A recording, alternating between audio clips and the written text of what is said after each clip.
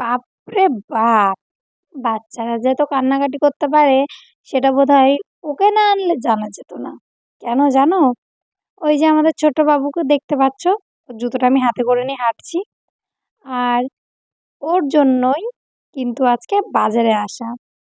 ওর জন্য কিছু জিনিস কেনার ছিল। ১ম এ ঢুকে গেছিলাম এই দোকানটাতে আর এইগুলো দেখছিলাম। ছোট বাচ্চারা এগুলো নিয়ে খেলতে খুব পছন্দ করে। তো খুব একটা পছন্দ না হওয়ায় সামনের দিকে হাঁটতে থাকলাম। চারদিকে অনেক দোকান, ব্যাগ, ইমিটেশন অনেক দোকান ছিল। তো চলো দেখতে থাকো বাবুর জন্য কি কিনলাম। আর ও যে এত কান্নাকাটি করছিল সেটা হয়তো তোমরা না দেখলে বুঝতেই পারবে না যে বাচ্চারা এত কান্নাকাটি করতে পারে। অবশ্য যাদের বাচ্চা আছে তারা হয়তো জানে।